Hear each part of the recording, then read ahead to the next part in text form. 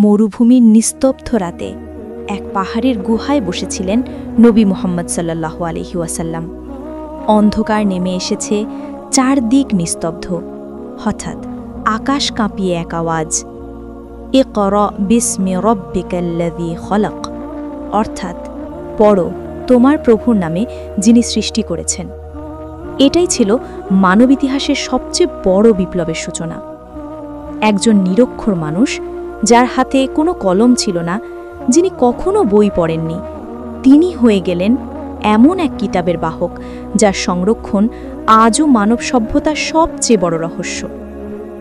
আল্লাহর ঘোষণা, আমি নিজেই একে সংরক্ষণ করব। আল্লাহ তাআলা ঘোষণা করলেন, ইন্না নাহনু নাজ্জালনা যিকরা ওয়া ইন্না লাহু লাহাফিজুন, অর্থ নিশ্চয়ই আমি এ কোরআন অবতীর্ণ করেছি এবং আমি একে সংরক্ষণ করব। সূরা আল হিজার আয়াত ৯। এই আয়াত শুধু একটি প্রতিশ্রুতি নয়, এটি এমন এক অলৌকিক সংবাদ যা ১৪০০ বছর ধরে সময়, রাজনীতি, যুদ্ধ, রাজ্য, সভ্যতার ধ্বংস সব কিছুকে অতিক্রমণ করে সত্য হয়ে আছে। প্রথম সংরক্ষণ, মুখস্থ করার মুজেজা। নবী সাল্লাল্লাহু আলাইহি ওয়াসাল্লাম প্রতিবার ওহী গ্রহণ করার পর সাহাবীদের সামনে তা পাঠ করতেন। তারা সেটা শুনে হুবহু মুখস্থ করে ফেলতেন। তখন কোনো প্রিন্টিং প্রেস ছিল না, কোনো পেন বা কাগজও সহজলভ্য ছিল না। তবুও কোরআন মুখে মুখে ছড়িয়ে পড়েছিল এমনভাবে যেন তা মানুষের মনে পাথরের মতো খোদাই করা ছিল। একজন বেদুইন আরব, যিনি কখনো কোনো শহরে পড়াশোনা করেননি, তিনিও নবীর মুখ থেকে শুনে একটি আয়াত শুনে মুখস্থ করে ফেলতেন আর কখনো ভুলতেন না। এভাবেই কোরআন মুখস্থ হয়েছিল হাজার সাহাবীর হৃদয়ে। লিখিত সংরক্ষণ, নবীজির সময়েই সূচনা। ওহী নাজিল হওয়ার সঙ্গে সঙ্গে নবী করিম সাল্লাল্লাহু আলাইহি ওয়াসাল্লাম কিছু নির্দিষ্ট সাহাবীকে লেখার দায়িত্ব দিতেন। তাদের বলা হতো কাতিবে ওয়াহি। তারা ওহী লিখতেন খেজুর পাতায়, উটের কাঁধের হাড়ে, চামড়ায় বা সমতল পাথরে। তখনই কুরআনের প্রতিটি আয়াত আলাদা আলাদা জায়গায় সংরক্ষিত হতে লাগল। একদিকে মুখস্থ, অন্যদিকে লেখা, দুই রকম ব্যবস্থাই চলতে থাকল। যুদ্ধের সময় সংরক্ষণের চ্যালেঞ্জ। নবীজির ওফাতের পর ইয়ামামার যুদ্ধে অনেক হাফেজ সাহাবী শহীদ হয়ে গেলেন।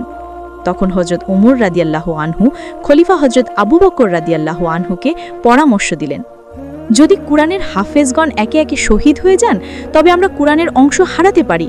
আসুন একে একত্রে সংরক্ষণ করি। হযরত আবু বকর রাদিয়াল্লাহু আনহু প্রথমে চিন্তিত হলেও পরে আল্লাহর তাওফিকে রাজি হলেন।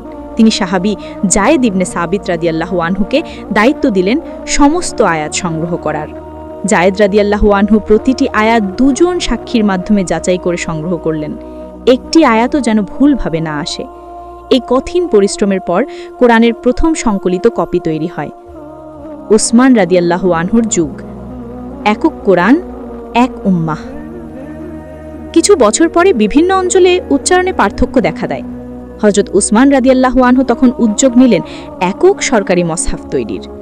তিনি আগের সংরক্ষিত কপির উপর ভিত্তি করে কয়েকটি মানক কপি লিখিয়ে তা মিশর, সিরিয়া, কুফা, বসরা প্রভৃতি স্থানে পাঠালেন। এরপর সমস্ত মুসলমানদের নির্দেশ দেওয়া হলো, এই মানক কোরআন ছাড়া অন্য কোনো ভিন্ন পাঠ ব্যবহার করো না। ফলাফল কি? আজ পর্যন্ত পুরো পৃথিবীতে মুসলমানদের হাতে একটাই কোরআন। আরব, বাংলাদেশ, তুরস্ক, আফ্রিকা, যেখানেই যাও, কোরআনের অক্ষর, শব্দ, আয়াত এক। চিন্তা করে দেখো, কোনো বই কি আছে যা লক্ষ লক্ষ মানুষ এক অক্ষর ভুল না করে মুখস্থ রেখেছে? না, পৃথিবীতে একটিও নেই। বৈজ্ঞানিক দৃষ্টিতে অলৌকিকতা। মানুষের স্মৃতিশক্তি এমন নয় যে প্রজন্মের পর প্রজন্ম কোনো লেখা শব্দে শব্দে হুবহু ধরে রাখতে পারে। তবুও কোরআন সংরক্ষিত আছে। এটাই প্রমাণ এটি আল্লাহর কিতাব এবং তার প্রতিশ্রুতি বাস্তব সত্য। কোনো পরিবর্তন ঘটেনি আর ঘটবেও না। আল হিজার 15:9। ভাষার অলৌকিকতা। আরবির সৌন্দর্য, ছন্দ ও বালাগা অর্থাৎ অভিব্যক্তির নিখুঁততা কোরআনে এমনভাবে ফুটে উঠেছে যা আজও ভাষাবিদদের হতভাগ করে দেয়। কেউ যদি এর মতো একটি সূরা বানাতে চায়, আল্লাহ বলেন, তারা যদি সত্যবাদী হয় তবে কোরআনের মতো একটি সূরা নিয়ে আসুক। সূরা ইউনুস আয়াত ৩৮। ১৪০০ বছর ধরে কেউ পারেনি। এটাই কোরআনের ভাষাগত মোজেজা। উপসংহার: কোরআন শুধু পাঠ নয়, জীবন। কোরআন কেবল একটি ধর্মগ্রন্থ নয়, এটি এক জীবন্ত অলৌকিকতা, যা সময়ের স্রোতেও অপরিবর্তিত, হৃদয়ে অম্লান, আর প্রতিদিন কোটি মুখে উচ্চারিত। যে হৃদয়ে কোরআন আছে, সেখানে আল্লাহর আলো জ্বলে, এবং সেই আলো নিভে না, কখনো না। কোরআন এমন এক অলৌকিকতা, যা শুধু পাঠে নয়, সংরক্ষণে আল্লাহর মহিমা প্রকাশ করে।